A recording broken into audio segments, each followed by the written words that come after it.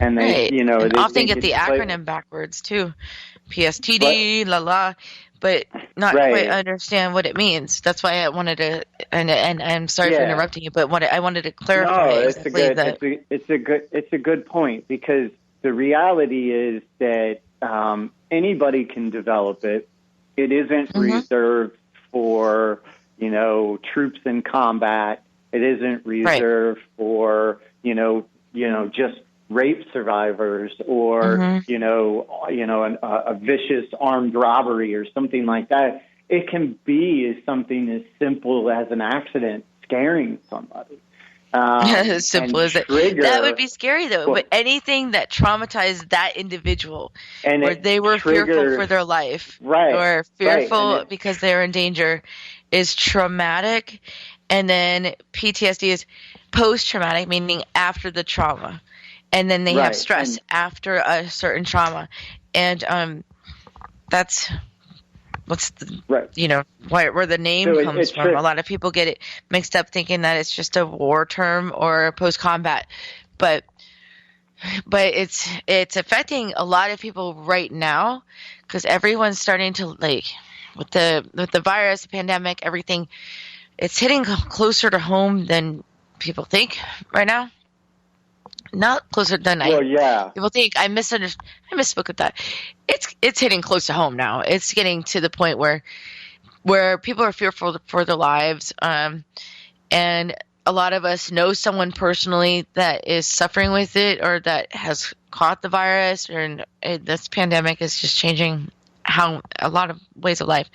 But Eric, it's time for our first break, and I'm going to get into also, like, how this pandemic is affecting veterans or anyone with post-traumatic stress, the triggers of isolation, the triggers of social distancing, the triggers of not knowing, all this rapid change on the news, everything, not knowing what's coming next, and everything, plus the conspiracies, everything coming up. We're going to take our first break, and we're going to discuss this when we come back, so please stay tuned. We'll be back with Moments of Clarity in just a moment. You're listening to Moments of Clarity with Tiffany Werner. We welcome your input at 866-826-1340. Tiffany will be right back after this. This is the Tan Talk Radio Network. Do you ask yourself any of these questions? Will I ever be able to get out of debt? Will I ever be able to retire? How am I going to pay for my children's education? How do I begin saving for my family's future? And if something were to happen to me, will my family be taken care of? Have you struggled in finding the answers? Forever Forward Financial can help answer these and many more questions about your financial future by teaching you how money works, by providing you the financial education you seek, by assisting you in making the right retirement or educational decisions that are best for you and your family, and by helping you take the necessary steps in establishing and meeting your financial goals. Please call us today and schedule your complimentary, no-obligation meeting to discuss your needs and concerns. The number, 727-422-7761. Hi, this is Tiffany Werner, your host of Moments of Clarity. Living with a mental health disorder is not easy. If you or someone you know are struggling with this, please know it's so important to seek treatment, and I'm here to help. Please visit the website at momentsofclaritywithtiffany.com to view blog posts and resources on this site to help educate and inspire you to take action, because there's no shame in seeking help for mental health. While you're there, please take a few seconds to sign up for my email list. You'll get some extremely valuable educational and entertaining content that can be sent right to your inbox each week. Plus, you'll also get instant and free access to my guide on managing your anxiety. You can also follow me on Twitter at MOC with Tiffany and at Facebook at Tiffany Werner. And once again, the website is momentsofclaritywithtiffany.com. Thank you so much for your support and for listening to your show, because change can only come when we stand together as one. This is the Tan Talk Radio Network. We are back to Moments of Clarity with Tiffany Werner. To join in the discussion, call 866-826-1340. Now, here's Tiffany Werner. Hi, and thanks for listening. This is Moments of Clarity. My name is Tiffany Werner. I'm a licensed mental health counselor, and I'm your host. And today we are talking about post-traumatic stress disorder and how it's being affected with this pandemic that's currently going on, and how so many triggers, not just with post-traumatic stress from veterans, which we're talking with today, but not just veterans, but how so many of us are being triggered by so many things.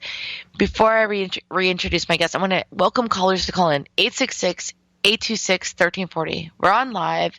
You're listening, and please call in and share your story, ask questions, talk about what's going on. 866-826-1340. And my guest today is a retired sergeant, U.S. Army. He's a survivor of so many things: traumatic brain injury, post-traumatic stress disorder, and veteran suicide. And I want to welcome back to Moments of Clarity, Eric Donoho. And Eric, thank you so much for the time and for being here and for everything you've done. You're amazing.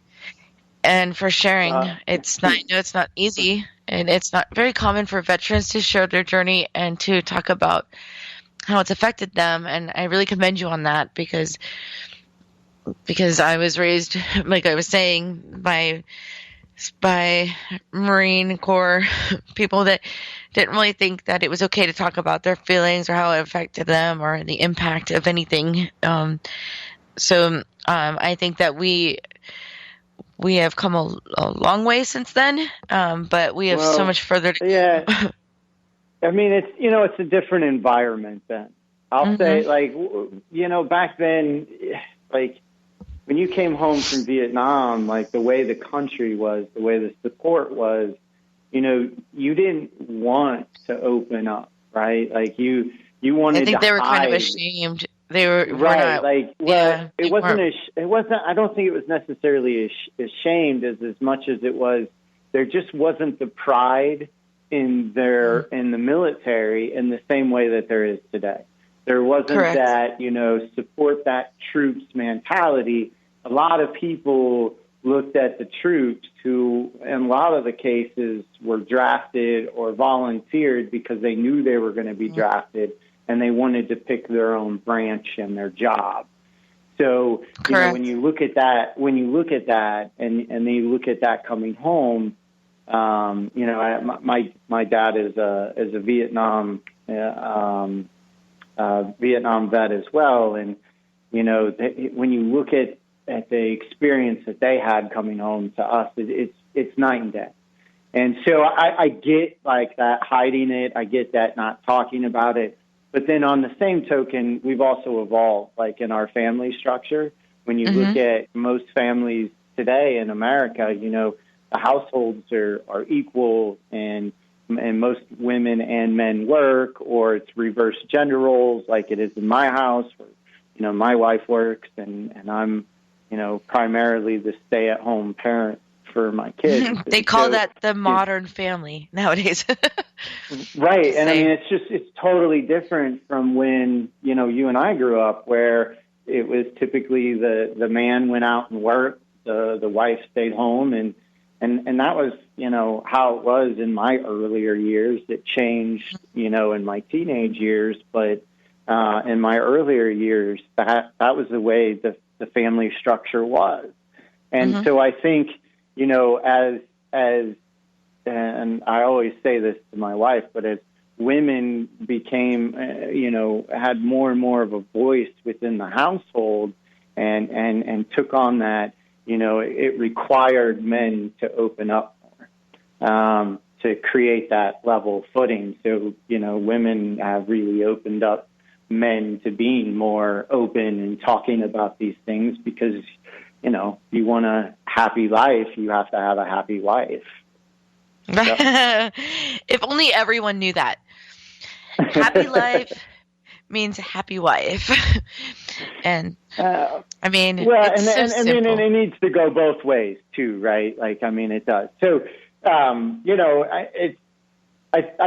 think it's, for me being open about it and talking about these issues, one of the largest reasons that I did is because I wanted to save my marriage. And I knew that until I got to a point where I could really start diving into these issues, and if I just kept everything bottled up, you're just going to always have those explosions where you just get, you lose your stuff for no real reason other than you just don't have healthy ways to express, the angers and frustration. And that's really, a hard part for most of us in this world to deal with. It's always easy to take all the accolades and the good stuff, right? But it's really hard to take the criticism that helps us grow. It's really hard to, take on anything that it isn't, building us up and good to hear. And so, when you open yourself up to hearing that, you start to grow and you start to learn that those things aren't weaknesses. Not opening up, not talking about them, not having those ability to share those emotional vulnerabilities with at least the people you care about in this world. That that's not a weakness. That's actually it can be a. It's almost like a protective factor, at least from what I experienced. When my uncle was dying, I was saying, and I had been a psychologist, psychotherapist for years. 15 years at the time. And I was really close with him. He was like I said, my father's best friend, my mom's brother.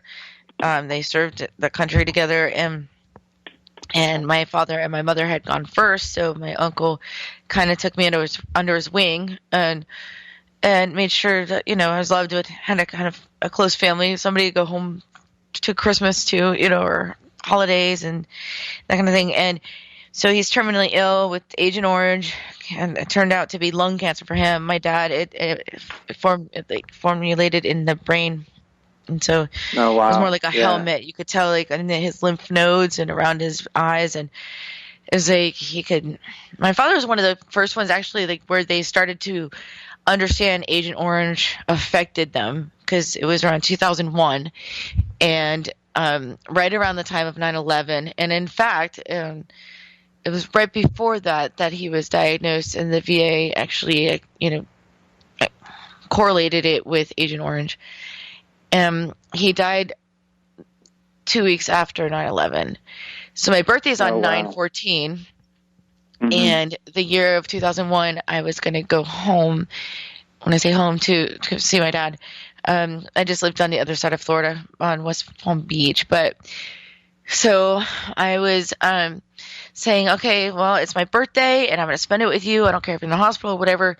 I'm going to fly home. I got a plane ticket, which is a 45-minute flight. It's just on the other side of the state, but I'm going to fly home. I have a ticket, and wherever you are, I'm going to be there, and I'm going to get a cake, and we're going to eat it. And he wasn't that bad.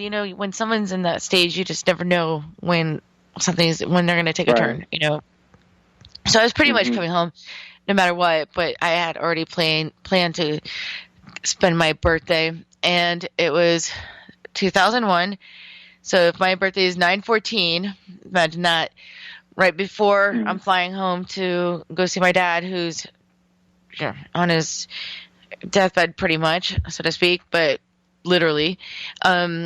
9/11 happens. They ground all the planes.